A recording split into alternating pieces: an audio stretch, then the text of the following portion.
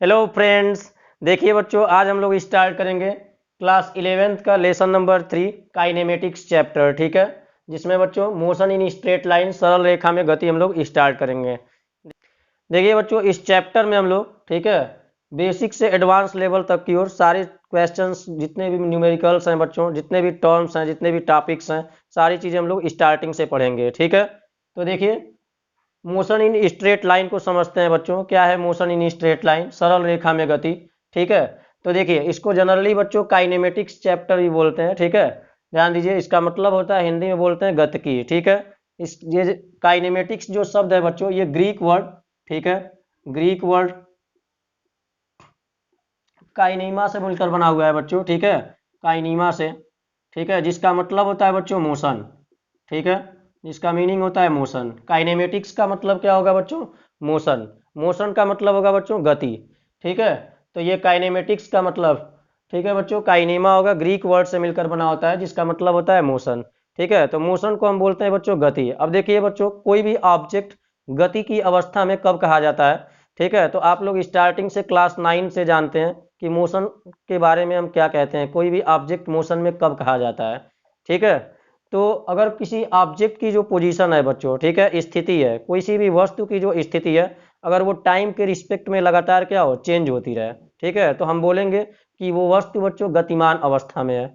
आया समझ में? और अगर टाइम के रिस्पेक्ट में बच्चों, टाइम के सापेक्ष उसकी गति बच्चों, स्थिति जो है वो चेंज नहीं हो रही है, ठीक है, बदल नहीं रही है, यानी जहां पर है वहीं पर स्थिर है, तो उसको हम क्या बोलेंगे? रेस्ट पोजीशन में बोलेंगे।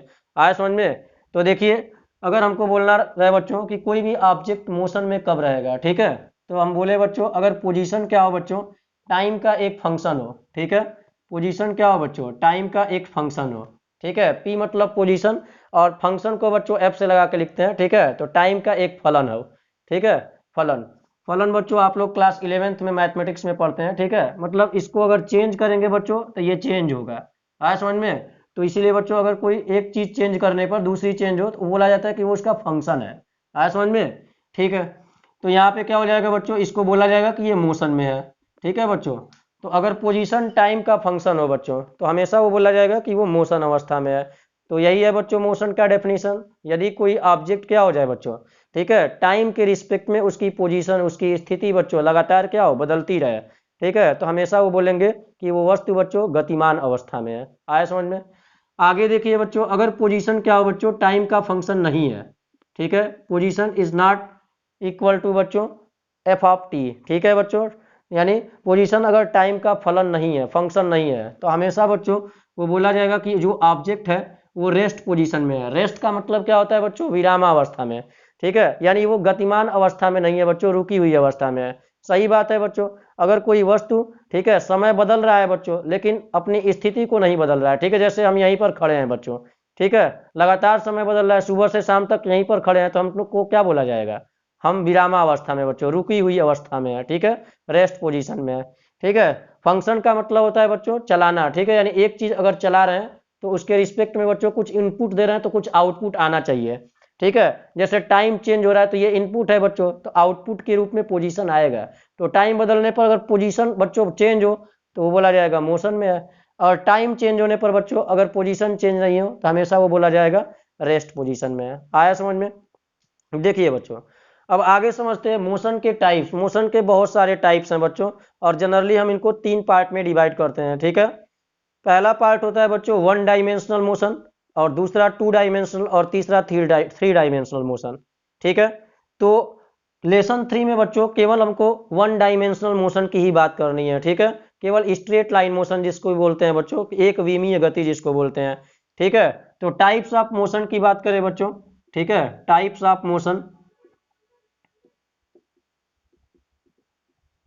टाइप्स ऑफ मोशन की बात करें बच्चों तो 3 टाइप्स होते हैं बच्चों। पहला होता है 1 डायमेंशनल मोशन, ठीक है, दूसरा बच्चों 2 डायमेंशनल मोशन, 2D मोशन, और तीसरा बच्चों 3D मोशन। ठीक है, ध्यान दीजिए। तो 1 डायमेंशनल मोशन की अगर हम बात करें बच्चों, तो 1 डायमेंशनल मोशन में क्या हो जाएगा? अगर किसी बच्चों, ठीक है, मोशन को दिखाने के लिए, किसी भी ऑब्जेक्ट को मोशन को दिखाने के लिए अगर हमको क्या करना हो बच्चों, ठीक है, 3 एक्सिस होते हैं बच्चों, एक x axis, y axis, z axis. किसी भी ऑब्जेक्ट की बच्चों स्थिति को दिखाने के लिए जनरली हम 3 एक्सिस का यूज करते हैं। ठीक है, जिसको आप लोग कोऑर्डिनेट ज्योमेट्री में पढ़े होंगे, ठीक है, एक्स एक्सिस, वाई एक्सिस और जेड एक्सिस।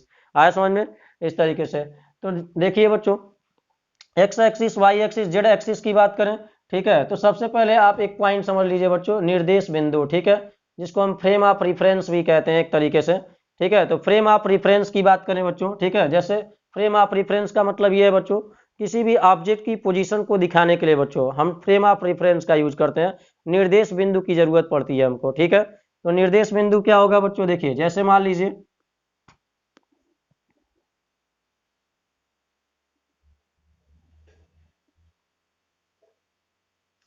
ये बच्चों एक्स एक्सिस है, ये वाई एक्सिस है और ये आपका जेड एक्सिस है।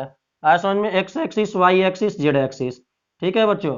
तो ये एक कोऑर्डिनेट सिस्टम है बच्चों। तो एक ऐसा कोऑर्डिनेट सिस्टम बच्चों जिसमें हम क्या करते हैं, किसी भी ऑब्जेक्ट की पोजीशन को दर्शाने का काम करते हैं, ठीक है।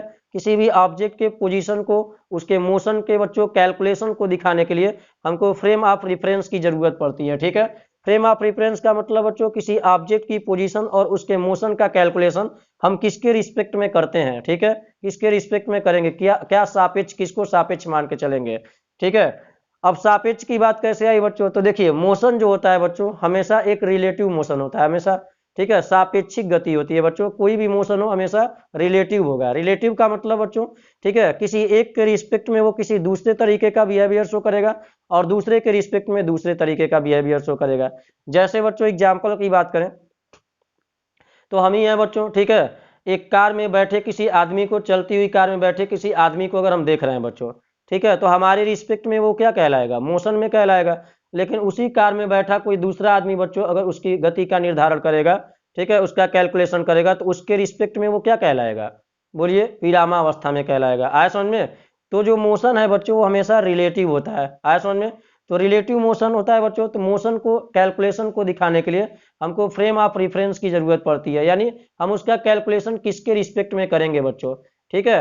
यानी फ्रेम ऑफ रेफरेंस का जनरली मतलब बच्चों ऑब्जर्वर कहाँ पर है, ठीक है, ऑब्जर्वर जहां पर होता है उसी को हम क्या बोल सकते हैं, फ्रेम ऑफ रेफरेंस, ठीक है। यानी कहाँ से ऑब्जर्वर उसका निर्धारण कर रहा है बच्चों, कैलकुलेशन कर रहा है उसकी पोजीशन और उसके मोशन का, ठीक है। तो इसके लिए बच्चों हमको एक्स वाई जेड एक्सिस की जरूरत पड़ती है, ठीक है। और जनरली बच्चों हम इस एक्स वाई जेड प्लेन में, ठीक है, समतल में हम मूल बिंदु जो ओरिजिन है बच्चों इसी को हम क्या मानते हैं, ठीक है, मतलब यहीं से हम बच्चों कैलकुलेशन करना स्टार्ट करते हैं इसी के रिस्पेक्ट में मान के। जैसे मान लीजिए बच्चों एक बिंदु है यहाँ पर, ठीक है, ए, ठीक है, ए, और इसका बच्चों तीनों एक्सिस के लांग, ये देखिए बच्चों जो तीनों एक्सिस होते हैं ये तीनों एक दूसरे के म्यूचुअली परपेंडिकुलर होते हैं। म्यूचुअली परपेंडिकुलर का मतलब बच्चों तीनों एक दूसरे के लंब होते हैं, ठीक है, ये इस पर परपेंडिकुलर होगा। ये एक्चुअल में जेड एक्सिस बच्चों ऐसे होता है, सामने की ओर बाहर निकला हुआ। आया समझ में? इस तरीके से, ठीक है। तो तीनों एक दूसरे पर परपेंडिकुलर होते हैं।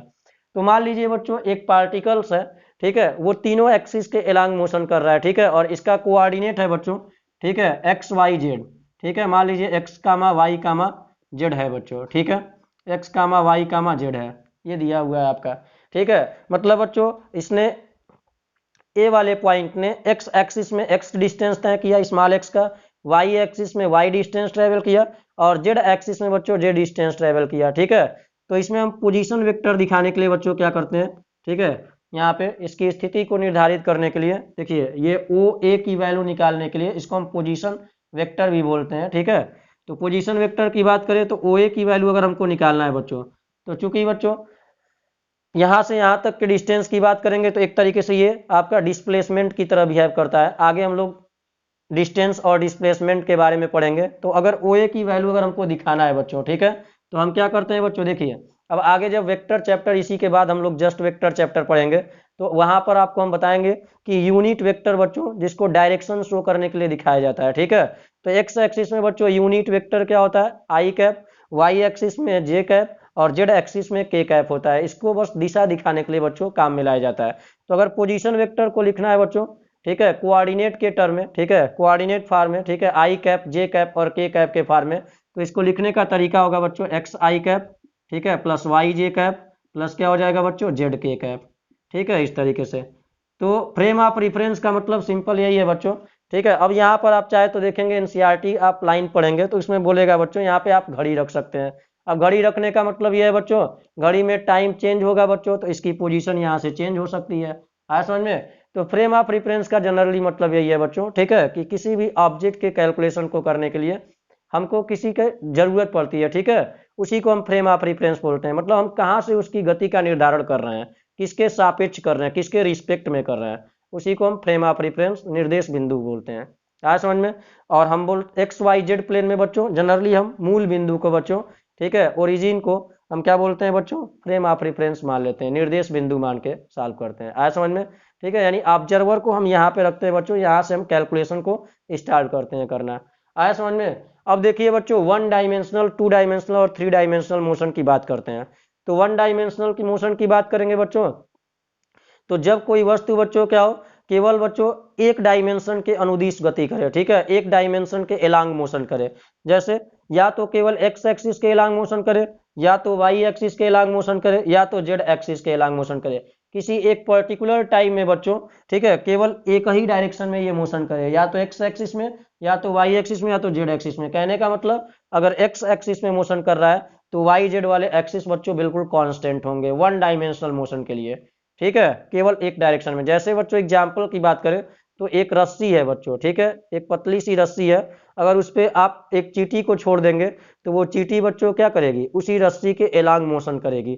तो वो क्या है, किसी एक डायमेंशन के बच्चों, ठीक है, किसी एक एक्सिस के एलांग वो मोशन है, या तो वो एक्स एक्सिस, या तो वो वाई एक्सिस, या तो वो जेड एक्सिस, तीनों में से कोई हो सकता है, ठीक है। तो एक पर्टिकुलर टाइम में केवल एक एक्सिस पर मोशन करे, बाकी 2 एक्सिस बच्चों क्या हो, कांस्टेंट रहे, उससे कोई मतलब न रहे, ठीक है। तो 1 डायमेंशनल बच्चों। जैसे बच्चों देखो, देखिए और एग्जाम्पल की बात करें, ठीक है, तो एक सीधी अगर पटरी है बच्चों, उस पर ट्रेन चल रही है, ठीक है, रेलगाड़ी चल रही है बच्चों, तो उसका जो मोशन होगा वो क्या होगा, 1 डायमेंशनल मोशन होगा। किसी एक ही बच्चों एक्सिस के एलांग मोशन करना। आया समझ में। तो 1 डायमेंशन, इस पूरे चैप्टर में बच्चों लेसन 3 में हम केवल और केवल 1 डायमेंशनल मोशन की ही बात करेंगे। आया समझ में, जिसको मोशन इन बच्चों 1 डायमेंशन भी बोलते हैं इसको, ठीक है। इस चैप्टर के नाम का जो नाम होता है बच्चों लेसन 3 का, मोशन इन 1 डायमेंशन, ठीक है, यानी एक विमीय गति, केवल और केवल 1 डायमेंशनल मोशन की बात इस चैप्टर में हम लोग करेंगे, ठीक है, इस तरीके से। और एग्जाम्पल की बात करें बच्चों, ठीक है, तो किसी गेंद को बच्चों आप किसी एंगल पे थ्रो ना करके, ठीक है, आप क्या करिए, परपेंडिकुलरली उछालिए बच्चों, या ऊपर से परपेंडिकुलरली नीचे गिरा दीजिए, ऊर्ध्वाधर ऊपर फेंकिए या ऊर्ध्वाधर नीचे गिराइए बच्चों, ठीक है, तो उसका मोशन क्या हो जाएगा, 1 डायमेंशनल मोशन हो जाएगा, ठीक है। तो जब कोई पार्टिकल्स बच्चों, जब कोई कण केवल क्या करे बच्चों, किसी एक ही एक्सिस के एलांग मोशन करे, तो उसके मोशन को हम क्या बोलते हैं, 1 डायमेंशनल मोशन, ठीक है, ये सब ध्यान रखिएगा। 2 डायमेंशनल मोशन की बात करें बच्चों, तो 2 डायमेंशनल मोशन में क्या हो जाएगा, बताइए, जब कोई कण बच्चों, जब कोई पार्टिकल्स, ठीक है, इस x axis, y axis, z axis में, ठीक है, किसी एक टाइम में बच्चों एक्स एक्सिस के भी एलांग मोशन करे और वाई एक्सिस के भी एलांग मोशन करे, ठीक है, या बच्चों वाई एक्सिस के एलांग मोशन करे, जेड एक्सिस के एलांग मोशन करे, ठीक है, जेड या जेड जेड जेड एक्सिस और एक्स एक्सिस के एलांग मोशन करे। कहने का मतलब बच्चों, एक पर्टिकुलर टाइम में एक्स वाई प्लेन में मोशन करे, या बच्चों वाई जेड प्लेन में मोशन करे, या जेड एक्स प्लेन में मोशन करे, तो इसके मोशन को हम क्या बोलेंगे बच्चों, 2 डायमेंशनल मोशन बोलेंगे, द्विविमीय गति बोलते हैं बच्चों हिंदी में इसको।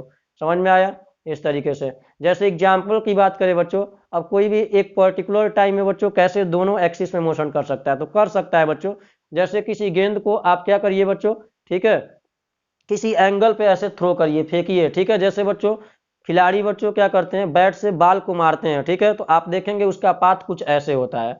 आया समझ में, इस तरीके से पाथ होगा बच्चों, देखिए ऐसे देखेंगे तो इस तरीके से पाथ होगा, ठीक है, दिखाता है, आप क्रिकेट देखते होंगे तो उसमें दिखाएगा, ठीक है। आगे हम लोग इसी को बोलते हैं बच्चों प्रोजेक्टाइल मोशन, ठीक है, प्रक्षेप्य गति, ठीक है। तो प्रोजेक्टाइल मोशन जो होता है बच्चों 2 डायमेंशनल में, प्रोजेक्टाइल मोशन जो होता है, प्रोजेक्टाइल मोशन, ठीक है, प्रोजेक्टाइल मोशन। तो प्रोजेक्टाइल मोशन बच्चों क्या हो जाएगा, जिसको प्रक्षेप्य गति बोलते हैं, वो कौन सा मोशन हो जाएगा बच्चों, 2 डायमेंशनल मोशन। क्यों बच्चों, क्योंकि देखिए जब किसी गेंद को हम फेंकते हैं बच्चों, तो वो क्या करता है बच्चों, ठीक है, एक्स एक्सिस के एलांग मोशन करता है, यानी क्षैतिज दिशा में बच्चों, हॉरिजेंटली, ठीक है, आगे भी बढ़ता है, ठीक है बच्चों, और कुछ ऊंचाई भी तय करता है, वाई एक्सिस के भी एलांग मोशन कर रहा है, तो साथ ही साथ आगे भी बढ़ रहा है और कुछ हाइट भी तय कर रहा है, ठीक है। तो एक ही समय बच्चों 2 काम कर रहा है वो, ठीक है, तो इसलिए 2 डायमेंशनल मोशन बोलेंगे। इसी प्रकार से बच्चों सर्कुलर मोशन भी जो होता है, ठीक है, वृत्तीय गति जिसको बोलते हैं, ठीक है, ये भी आगे हम लोग सर्कुलर मोशन के भी बारे में पढ़ेंगे हम लोग, ठीक है, तो उसको हम बोलते हैं बच्चों two dimensional motion, circular motion भी होता है। ठीक है, तो जब कोई कण बच्चों क्या हो, कोई भी पार्टिकल क्या करे, ठीक है, एक टाइम में बच्चों किसी दो प्लेन के एलांग मोशन करे। ठीक है, दो प्लेन का मतलब बच्चों एक्स, दो प्लेन नहीं बोलेंगे, ठीक है, एक्स वाई प्लेन के एलांग मोशन करे, वाई जेड प्लेन के एलांग मोशन करे, मतलब एक एक्सिस के कांस्टेंट रहे बच्चों, स्थिर रहे। ठीक ना, कोई भी एक एक्सिस किसी पर्टिकुलर टाइम में कांस्टेंट रहे और बाकी दो एक्सिस के एलांग वो मोशन करे। ठीक है, तो ऐसे मोशन को हम टू डायमेंशनल मोशन करते हैं। जैसे बच्चों और एग्जाम्पल की बात करें, ठीक है, तो उसी चींटी को बच्चों जैसे इस तल पे अगर आप छोड़ देंगे, ठीक है, इस बोर्ड पर बच्चों, व्हाइट बोर्ड पर अगर आप छोड़ेंगे तो वो चींटी क्या करेगा बच्चों, ठीक है, बताइए, इसकी लंबाई में भी मोशन करेगा और इसकी चौड़ाई में भी मोशन करेगा, चारों तरफ घूमेगा। समझ में आया? तो उसके मोशन को आप क्या बोल सकते हैं, टू डायमेंशनल मोशन बच्चों, द्विमीय गति।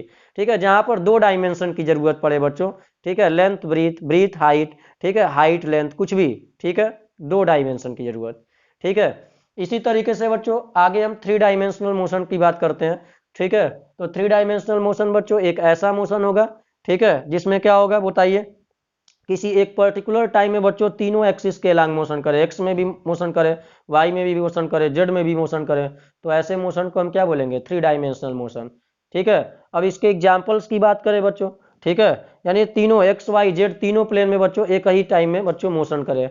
जैसे बच्चों किसी बंद बर्तन के अंदर बच्चों, ठीक है, गैस के मॉलिक्यूल्स की जो गति होती है बच्चों, ठीक है, किसी भी बंद बर्तन में, ठीक है, एक बंद बर्तन में आप कोई गैस ले लीजिए, तो उनके मॉलिक्यूल्स बच्चों क्या होते हैं, थ्री डायमेंशनल मोशन करते हैं, चारों दिशा में बच्चों। ठीक है, x plane, y x axis, y axis, z axis, ठीक है, तीनों डायरेक्शन में मोशन करते हैं। ठीक है, मतलब वो रैंडम मोशन करते हैं बच्चों चारों तरफ, ठीक है, एक पर्टिकुलर टाइम में। ठीक है, तो उनके मोशन को हम क्या बोलेंगे, थ्री डायमेंशनल मोशन। और बात करें बच्चों, ठीक है, इसी रूम में बच्चों, ठीक है, जिस रूम में हम वीडियो बना रहे हैं, इस रूम में बच्चों अगर आप एक मच्छर को देखेंगे तो उस मच्छर की गति क्या होगी, बताइए, उस मच्छर की गति बच्चों थ्री डायमेंशनल मोशन होगी, क्या होगी, एक पर्टिकुलर टाइम में बच्चों वो चारों तरफ, ठीक है, यानी एक्स एक्सिस के भी एलांग, वाई एक्सिस के भी एलांग, जेड एक्सिस के भी एलांग क्या करेगा, मोशन करेगा। ठीक है, तो उसके मोशन को हम क्या बोल सकते हैं, थ्री डायमेंशनल मोशन बोल सकते हैं। आया समझ में? ठीक है, तो ये सारी बेसिक चीजें हैं बच्चों, स्टार्टिंग की चीजें, थियोरेटिकल चीजें हैं, ये सब चीजें आपको आनी चाहिए। ठीक है, अब देखिए बच्चों, इस मोशन में बच्चों एक टॉपिक आता है बच्चों, पॉइंट ऑब्जेक्ट। ठीक है, पॉइंट ऑब्जेक्ट मोशन में बच्चों, ठीक है, पूरे फिजिक्स में पॉइंट ऑब्जेक्ट की जरूरत पड़ेगी आपको। ठीक है, तो इसका ध्यान रखिएगा, बिंदुवत वस्तु जिसको बोलते हैं बच्चों। ठीक है, देखिए फिजिक्स में बच्चों पॉइंट ऑब्जेक्ट को एक अलग तरीके से डिफाइन किया गया है। कभी भी पॉइंट ऑब्जेक्ट का मतलब आप ये नहीं समझेंगे, ठीक है, कि कोई भी ऑब्जेक्ट बच्चों एकदम हल्की है, ठीक है, 9 के बराबर उसका मास है, ये सब नहीं है। ठीक है, इसका मतलब कभी भी ये नहीं है, ठीक है, पॉइंट ऑब्जेक्ट का। ठीक है, तो पॉइंट ऑब्जेक्ट को फिजिक्स में कैसे डिफाइन करेंगे बच्चों, देखिए कभी भी कोई भी पार्टिकल्स है बच्चों, ठीक है, अगर उस पार्टिकल की वैल्यू बच्चों, ठीक है, उस पार्टिकल की जो वैल्यू है, ठीक है, अगर डिस्टेंस के रिस्पेक्ट में काफ़ी छोटी है, ठीक है, तो उसकी वैल्यू को हम निगलेक्ट कर सकते हैं। ठीक है, पॉइंट ऑब्जेक्ट मान सकते हैं। निगलेक्ट करने का मतलब बच्चों पॉइंट ऑब्जेक्ट मान सकते हैं। ठीक है, तो अगर किसी वस्तु की वैल्यू बच्चों, ठीक है, किसी भी ऑब्जेक्ट की जो लेंथ है, ठीक है, या उसका जो वैल्यू है बच्चों, ठीक है, मास हो गया, ठीक है, लेंथ हो गया, ठीक है, अगर डिस्टेंस के रिस्पेक्ट में बच्चों, ठीक है, क्या हो, काफ़ी छोटी हो। जैसे बच्चों बात करें, ठीक है, सूर्य और पृथ्वी के बीच का डिस्टेंस काफ़ी अधिक होता है। आया समझ में? सूर्य और पृथ्वी के बीच का डिस्टेंस देखेंगे तो काफ़ी अधिक होगा। तो हम उन दोनों बिंदुओं को बच्चों, ठीक है, सूर्य और पृथ्वी दोनों को हम क्या मान सकते हैं, उनके डिस्टेंस के रिस्पेक्ट में बच्चों क्या कर सकते हैं, पॉइंट ऑब्जेक्ट कंसीडर कर सकते हैं। आया समझ में? तो कहीं पर भी बच्चों अगर किसी ऑब्जेक्ट की वैल्यू, ठीक है, उनके डिस्टेंस के रिस्पेक्ट में काफ़ी छोटी हो, ठीक है, तो उसको हम क्या मान सकते हैं, पॉइंट ऑब्जेक्ट मान सकते हैं। ठीक है बच्चों, और एग्जाम्पल की बात करें बच्चों पॉइंट ऑब्जेक्ट में, ठीक है, तो जैसे बात करें आपसे पॉइंट ऑब्जेक्ट में, जैसे बच्चों क्रिकेट की बॉल होती है, ठीक है, तो क्रिकेट की बॉल पूरे ग्राउंड में बच्चों घूमती है, ठीक है, पूरे ग्राउंड में जब बॉलर बच्चों फेंकता है, ठीक है, बैट्समैन उसको मारता है, चारों तरफ बच्चों, ठीक है, बॉल जाता रहता है, ठीक है, इधर उधर। ठीक है, तो बॉल काफ़ी छोटा होता है बच्चों और ग्राउंड देखेंगे तो काफ़ी बड़ा होगा। ठीक है, तो उस ग्राउंड के रिस्पेक्ट में बच्चों उस बॉल को हम क्या मान सकते हैं, पॉइंट ऑब्जेक्ट मान सकते हैं। आया समझ में? इस तरीके के ऑब्जेक्ट को बच्चों हम बिंदुवत वस्तु कहते हैं फिजिक्स में। आया समझ में? ठीक है, तो फिजिक्स में पॉइंट ऑब्जेक्ट का बहुत बड़ा रोल है। आप जब ग्रेविटेशन चैप्टर पढ़ते हैं बच्चों, ठीक है, तो ग्रेविटेशन चैप्टर में आपको बताया गया, एनसीईआरटी जब आप पढ़ेंगे तो उसमें जो ऑब्जेक्ट होते हैं बच्चों, दो ऑब्जेक्ट के बीच बच्चों जो आकर्षण बल, अट्रैक्शन फोर्स वर्क करता है, वो ऑब्जेक्ट जो होने चाहिए बच्चों वो पॉइंट ऑब्जेक्ट होने चाहिए। ऐसा नहीं है कि हम होंगे बच्चों या कोई और होगा तो वो उनके बीच अट्रैक्शन फोर्स वर्क करेगा, ठीक है। हमको पॉइंट ऑब्जेक्ट नहीं माना जा सकता है, समझ में आया, ठीक है। देखिए अब हमको अगर पॉइंट ऑब्जेक्ट मानना है बच्चों तो उसके लिए भी कंडीशन होगा, ठीक है। ध्यान दीजिए, जैसे मान लीजिए बच्चों अगर हम किसी क्या है प्लेटफार्म पर खड़े हैं, ठीक है, और प्लेटफार्म से कोई ट्रेन गुजर रही है, ठीक है, तो ट्रेन की लेंथ के रिस्पेक्ट में बच्चों हमारी जो लेंथ है वो काफ़ी छोटी होगी, ठीक है। तो ट्रेन के रिस्पेक्ट में बच्चों हमको क्या मान लिया जाएगा, पॉइंट ऑब्जेक्ट माना जा सकता है। आया समझ में। तो ये सब है बच्चों पॉइंट ऑब्जेक्ट को डिफाइन करने के तरीके बच्चों, ठीक है। तो पॉइंट ऑब्जेक्ट वो होते हैं बच्चों फिजिक्स में, ठीक है, जिनकी वैल्यू बच्चों अगर डिस्टेंस के रिस्पेक्ट में क्या हो, काफ़ी कम हो, तो हम उसको बिंदुवत वस्तु मान सकते हैं। आया समझ में। इस चीज़ को ध्यान रखिएगा बच्चों, इंपॉर्टेंट है, ठीक है, पॉइंट ऑब्जेक्ट किसको बोला जाएगा, ठीक है। ध्यान दीजिए, ये सारी चीज़ें हो गई बच्चों, ठीक है। अब आगे देखिए इसमें बच्चों, ये हो गया थोड़ा सा इसको हटा देते हैं। चलिए बच्चों अब आगे दूरी और विस्थापन को समझते हैं, ठीक है, कि दूरी और विस्थापन क्या होता है। क्लास 9 से आप दूरी और विस्थापन को पढ़ते आ रहे हैं, ठीक है। तो किसी भी पार्टिकल्स द्वारा डिस्टेंस की बात करें अगर हम, ठीक है, बिल्कुल सिंपल सा छोटा सा टॉपिक है, ठीक है। देखिए पहले इसको हम लोग समझ लेते हैं, उसके बाद डिस्टेंस और डिस्प्लेसमेंट पर काफ़ी क्वेश्चन बच्चों जेईई मेंस और नीट में पूछे जाते हैं, ठीक है। वो सारे क्वेश्चन हम लोग यहाँ पे करेंगे, काफ़ी अच्छे अच्छे प्रश्न, लेवल के प्रश्न बच्चों, ठीक है, विस्थापन से रिलेटेड आपको हम कराने वाले हैं, ठीक है। तो ध्यान से देखिए आप दूरी और विस्थापन को, ठीक है। तो दूरी की बात करें बच्चों, सबसे पहले डिस्टेंस की बात करें, ठीक है। तो डिस्टेंस क्या होता है बच्चों, ठीक है, किसी भी पार्टिकल्स द्वारा तय किया गया जो रास्ते की लेंथ होती है बच्चों, ठीक है, रास्ते की पथ की जो लंबाई होती है उसी को हम दूरी कहते हैं बच्चों। जैसे देखिए मतलब, जैसे मान लीजिए एक पार्टिकल है बच्चों, ठीक है, जो पॉइंट ए से चलकर, ठीक है, यहाँ बी पर आ रहा है बच्चों, ठीक है, इस रास्ते से, ठीक है। या बच्चों इस बी पर आने के लिए बच्चों मान लीजिए इस तरीके से ये यहाँ पर आ रहा है, ठीक है, यहाँ पे ऐसे बच्चों जैसे इस तरीके से आ रहा है, ठीक है, इन रास्तों का चयन किया, ठीक है। तो इसकी जो यहाँ से यहाँ तक जाने में जो लेंथ है बच्चों, ठीक है, जो लंबाई है इसकी, ठीक है, यहाँ से यहाँ तक जाने में इस रास्ते की जो लंबाई है, यहाँ से यहाँ तक जाने में इस रास्ते की जो लंबाई है, इसी को हम क्या कहते हैं, दूरी कहते हैं, ठीक है। जैसे बच्चों आप स्कूल से अपने घर जाते होंगे, ठीक है, तो स्कूल से घर जाते होंगे तो स्कूल से घर जाने का बहुत सारा रास्ता होगा, ठीक है। तो उन रास्तों की जो लेंथ होती है उन्हीं को हम क्या कहते हैं, डिस्टेंस कहते हैं, ठीक है। या घर से स्कूल आते हैं बच्चों, ठीक है, तो उसके लिए आप बहुत सारे रास्तों का चयन करते होंगे, कोई छोटा रास्ता होगा बच्चों, कोई बड़ा रास्ता होगा, ठीक है। तो उन रास्तों की जो लंबाई होती है उन्हीं को हम क्या कहते हैं, डिस्टेंस कहते हैं। आया समझ में, ठीक है। तो किसी भी पार्टिकल द्वारा, किसी भी कण द्वारा बच्चों तय किए गए रास्ते की जो लंबाई होती है उसी को हम क्या कहते हैं, दूरी कहते हैं, ठीक है। बहुत सारे रास्ते होंगे बच्चों एक स्थान से दूसरे स्थान तक जाने के लिए, ठीक है। ध्यान दीजिए, दूरी की बात करें बच्चों तो दूरी एक क्या होती है, फिजिकल क्वांटिटीज में अगर हम बात करें बच्चों तो ये एक ऐसी क्वांटिटी होती है जिसके पास केवल और केवल मैग्नीट्यूड होता है। हमने पहले ही बोला लेंथ बच्चों, ठीक है, लंबाई दूरी, ठीक है, एक लेंथ होती है।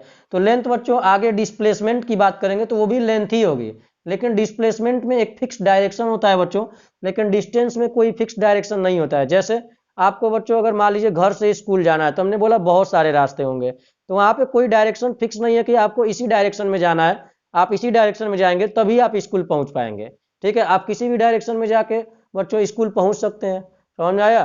तो डिस्टेंस के अंदर बच्चों किसी भी प्रकार का कोई डायरेक्शन नहीं होता है, केवल और केवल इसके अंदर मैग्नीट्यूड पाया जाता है बच्चों। इसलिए ये क्या होती है बच्चों, एक स्केलर क्वांटिटी होती है, अदिश राशि जिसको बोलते हैं। तो दूरी हमेशा ध्यान रखिएगा बच्चों अदिश राशि होती है, ठीक है, स्केलर क्वांटिटी, ठीक है। डिस्टेंस की बात करें बच्चों तो हमेशा ये कैसा हो जाएगा, स्केलर क्वांटिटी होगा, ठीक है, स्केलर क्वांटिटी जिसको हम बोलते हैं बच्चों अदिश राशि, ठीक है, अदिश राशि।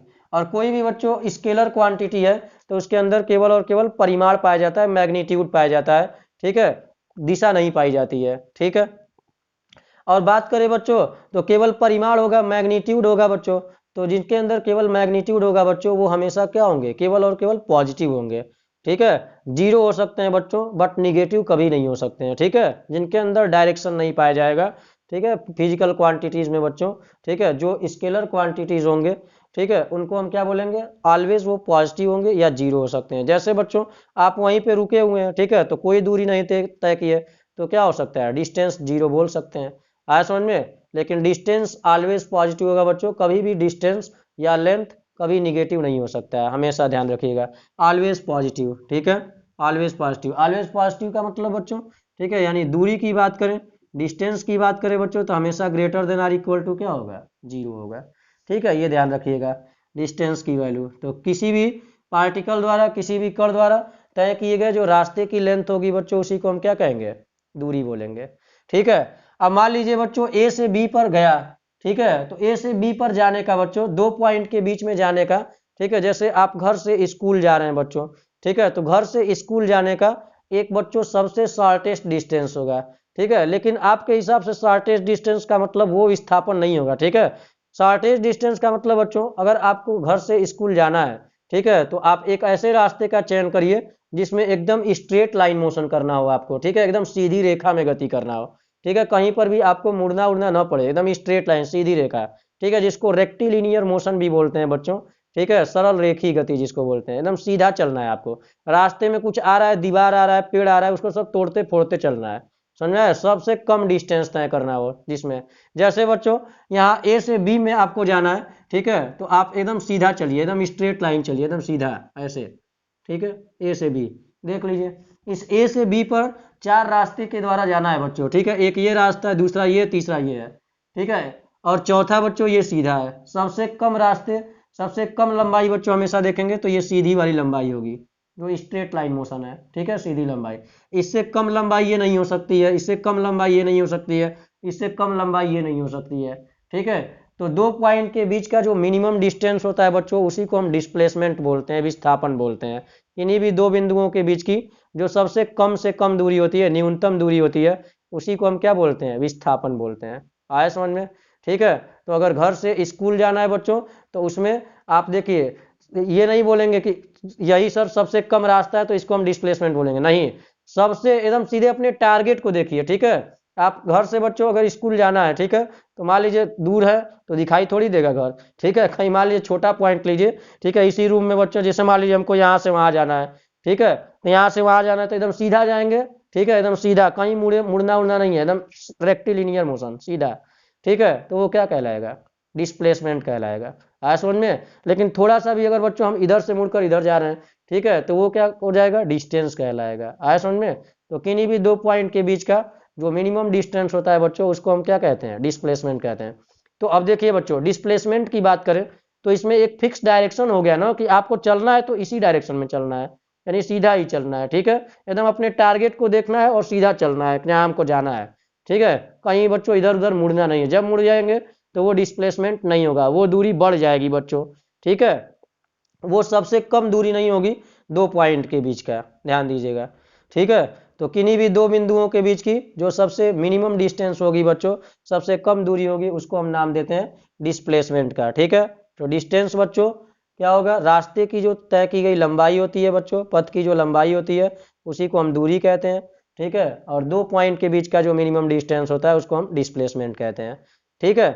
ध्यान दीजिए, तो दो बिंदुओं के बीच की जो न्यूनतम दूरी होती है बच्चों, ठीक है, 2 पॉइंट के बीच का, यानी शॉर्टेस्ट डिस्टेंस बिटवीन बच्चों 2 पॉइंट आर कॉल्ड क्या हो जाएगा, डिस्प्लेसमेंट, ठीक है। तो दो बिंदुओं के बीच की, दो बिंदुओं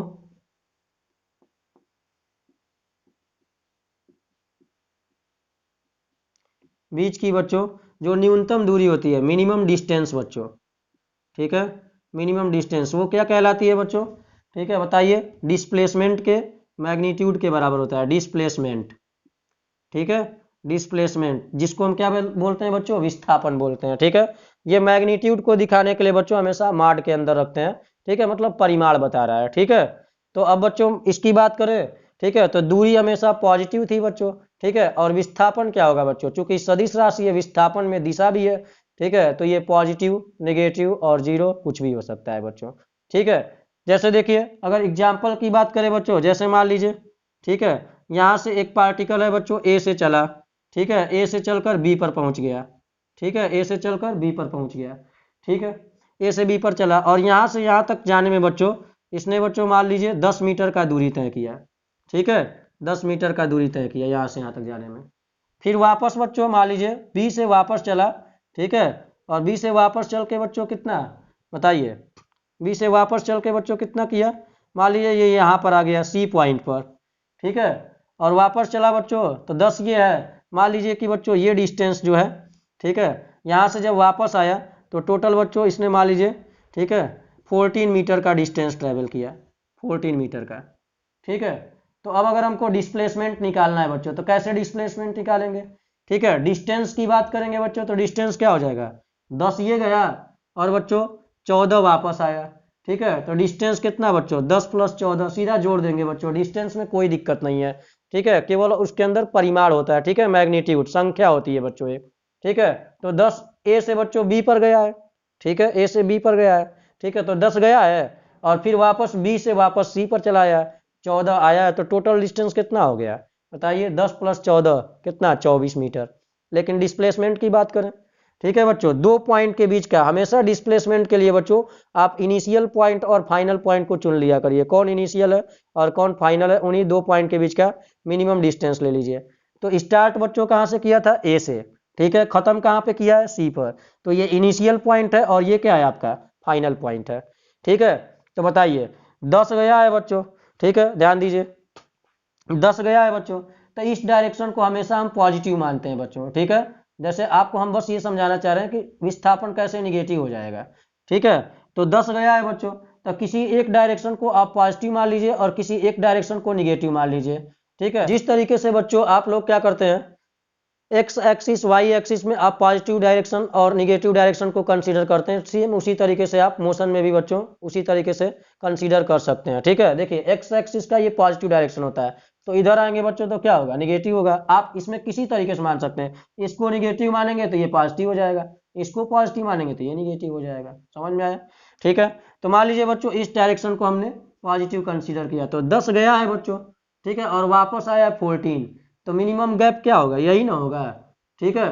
तो बताइए बच्चों क्या करेंगे, देखिए अगर हमको डिस्प्लेसमेंट निकालना है बच्चों, विस्थापन निकालना है, ठीक है, तो विस्थापन निकालने के लिए क्या करेंगे, इस 10 को पॉजिटिव लेंगे और इधर जो वापस आया इसको हम क्या लेंगे, निगेटिव लेंगे, तो 10 माइनस क्या हो जाएगा 14, कितना आएगा बच्चों, -4 मीटर, आया समझ में, ठीक है। ये आपका डिस्प्लेसमेंट हो जाएगा, ठीक है, यहाँ से ये जो गैप है बच्चों 4 मीटर का आएगा, लेकिन बच्चों निगेटिव में दिखाएंगे -4 मीटर, ठीक है, क्यों, तो यहाँ से विस्थापन निगेटिव हो जाएगा।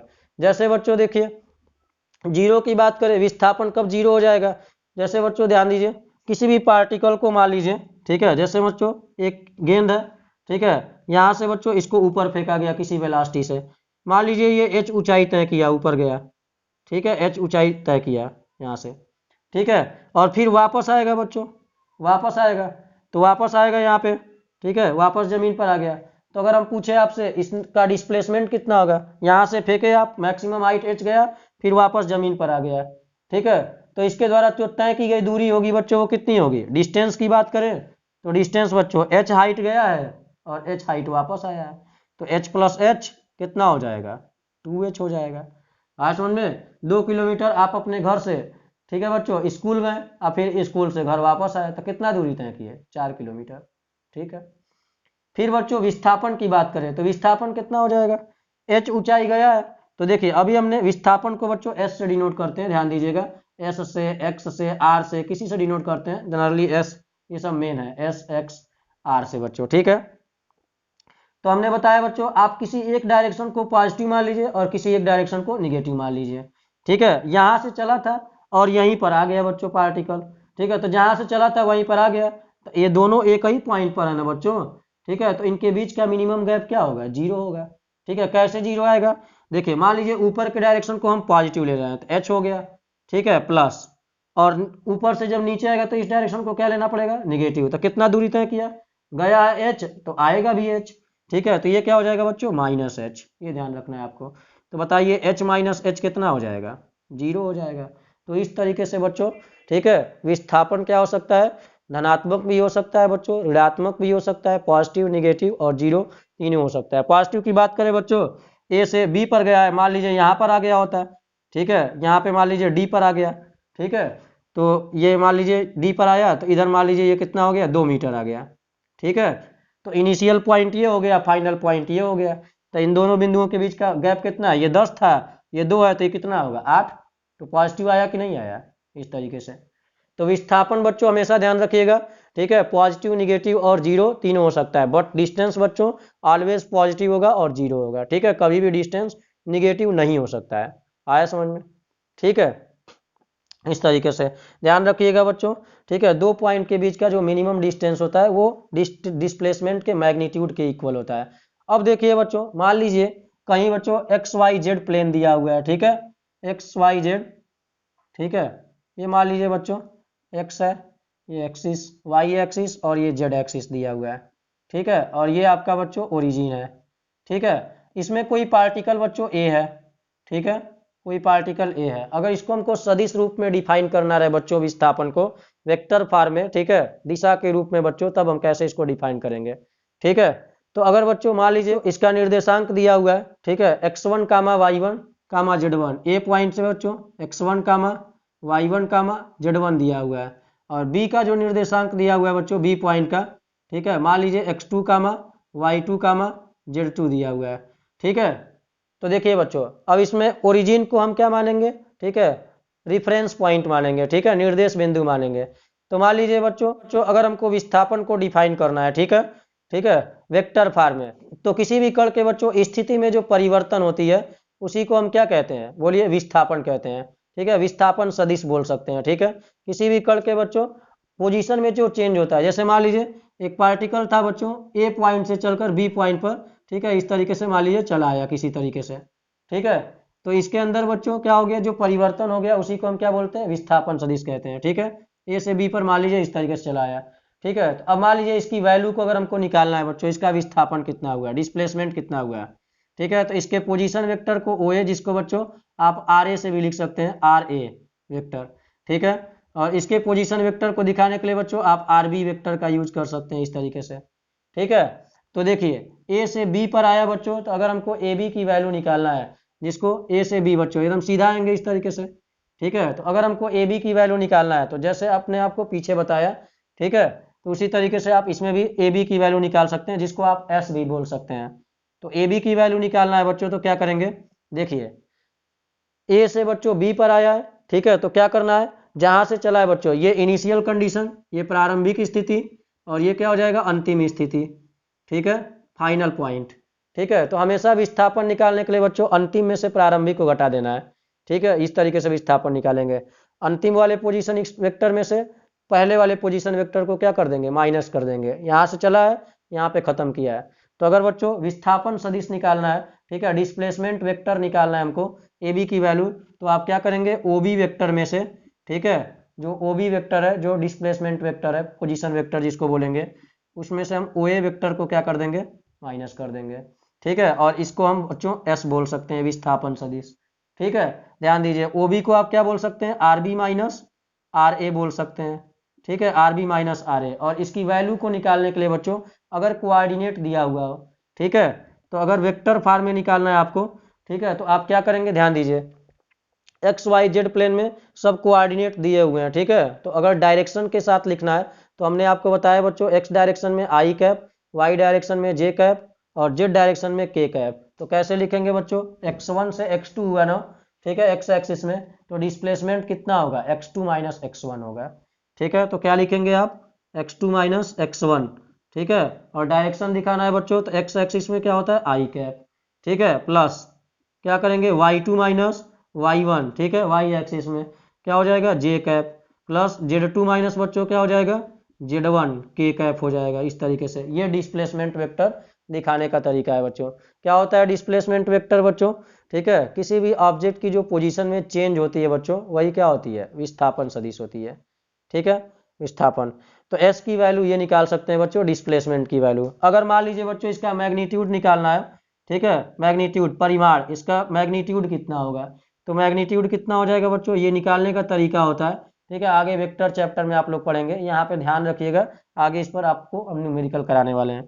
तो देखिए क्या करेंगे बच्चों, आई के गुणांक का वर्ग क्या हो जाएगा, x2 माइनस x1 का होल स्क्वायर, प्लस जे के कोफिशियंट का वर्ग बच्चों, ठीक है, गुणांक का वर्ग y2 माइनस y1 का होल स्क्वायर, और प्लस क्या हो जाएगा, z2 माइनस z1 का होल स्क्वायर, ठीक है, इस तरीके से। कहीं पर भी अगर कोई वेक्टर दिया हो बच्चों, ठीक है, जैसे मान लीजिए वेक्टर ए बराबर ए एक्स आई कैप, ठीक है, प्लस ए वाई जे कैप, ठीक है, प्लस ए जेड के कैप इस तरीके से दिया हुआ है। ठीक है, अगर आपको इसका मैग्नीट्यूड निकालना है बच्चों, ठीक है, अगर ये ऑर्थोगोनल वेक्टर के रूप में दिया हुआ है, ठीक है, सारे सदिशों के रूप में दिया हुआ है बच्चों, आई जे के कैप के फॉर्म में लिखा हुआ है कोई वेक्टर, ठीक है, तो इसका मैग्नीट्यूड निकालने के लिए बच्चों अंडर रूट में क्या करते हैं, ठीक है, आई के कोफिशिएंट का स्क्वायर ए एक्स स्क्वायर, ठीक है, प्लस ए वाई स्क्वायर प्लस ए जेड स्क्वायर, ये ध्यान रखिएगा। ठीक है, वेक्टर है। तो उसी तरीके से बच्चों अगर विस्थापन सदिश का अगर हमको केवल मैग्नीट्यूड चाहिए बच्चों, ठीक है, आई कैप जे कैप और के कैप के फॉर्म में लिखा हुआ है, तो आप अंडर रूट में इस तरीके से निकाल सकते हैं। आया समझ में, x2 माइनस x1, क्योंकि बच्चों तीनों एक्सिस के एलांग ये मोशन दिखा रहा है। ठीक है, इस तरीके से। आगे बच्चों दूरी और विस्थापन की बात करें, ठीक है, तो हमेशा ध्यान रखिएगा बच्चों डिस्प्लेसमेंट का जो मैग्नीट्यूड होता है, ठीक है, डिस्प्लेसमेंट का जो मैग्नीट्यूड होगा, ठीक है बच्चों, डिस्प्लेसमेंट का जो मैग्नीट्यूड होगा, ठीक है, डिस्प्लेसमेंट का जो मैग्नीट्यूड होगा बच्चों, ये हमेशा लेस होगा बच्चों किससे, दूरी से। ठीक है, डिस्टेंस से हमेशा क्या होगा, लेस होगा। ठीक है, डिस्टेंस से हमेशा क्या होगा, छोटा होगा बच्चों। ठीक है, या इक्वल भी हो सकता है बच्चों। अब मान लीजिए बच्चों इक्वल कब हो सकता है, ठीक है, कहीं जाने का अगर केवल एक ही रास्ता हो बच्चों, एक ही रास्ता होने का मतलब, ध्यान ध्यान रखिएगा, एक ही रास्ता होने का मतलब कभी भी ये नहीं है, ठीक है, आप किसी भी रास्ते से टेढ़ा मेढ़ा जाइए, ऐसे नहीं है। समझ में आया, आप जाने का मतलब बच्चों, जैसे मान लीजिए हमको यहाँ से और यहीं पर जाना है, यहीं पर जाना है, ठीक है, एकदम यहीं पर जाना है, ठीक है, तो क्या करेंगे, यही रास्ते से जाएंगे बच्चों, ठीक ना, इसी रास्ते से जाएंगे। यहाँ से मान लीजिए दीवार चला दिए, ठीक है, तो इधर इधर जा पाएंगे ना इधर जा पाएंगे, तो बस एकदम सीधा चलेंगे, तो यही क्या होगा, डिस्टेंस भी होगा, और यही क्या होगा, डिस्प्लेसमेंट भी होगा। आया समझ में। ठीक है, तो वहाँ पे हम डिस्टेंस और डिस्प्लेसमेंट का जो मैग्नीट्यूड है बच्चों, वो क्या हो सकता है, इक्वल भी हो सकता है। ठीक है, तो हमेशा ध्यान रखिए बच्चों डिस्प्लेसमेंट दूरी से सदैव छोटा होता है, कभी भी दूरी से बड़ा नहीं हो सकता डिस्प्लेसमेंट, विस्थापन। दो पॉइंट के बीच का मिनिमम गैप कहलाता है बच्चों डिस्प्लेसमेंट का मैग्नीट्यूड। आया समझ में, यहाँ पे देख लीजिए, दो पॉइंट के बीच का जो मिनिमम डिस्टेंस होता है बच्चों, वो डिस्प्लेसमेंट का मैग्नीट्यूड होता है, विस्थापन का परिमाण होता है। ठीक है, इस तरीके से ये ध्यान रखिएगा बच्चों। ठीक है, अगर एक्स वाई प्लेन में कोई मोशन कर रहा है बच्चों पार्टिकल, अगर हमको उसका विस्थापन सदिश निकालना है तो हम ऐसे निकाल लेंगे। अब देखिए बच्चों आगे हम लोग डिस्टेंस और डिस्प्लेसमेंट पर बेस्ड क्वेश्चंस को करने वाले हैं। ठीक है, अगर ये वीडियो आपको पसंद आया हो, ठीक है, अच्छी लगे, तो इस वीडियो को लाइक और चैनल को सब्सक्राइब कर दिया करें। तो आई होप ये सारी चीज़ें आपको अच्छे से समझ में आई होंगी। मिलते हैं नेक्स्ट वीडियो में बच्चों, तब तक के लिए जय हिंद।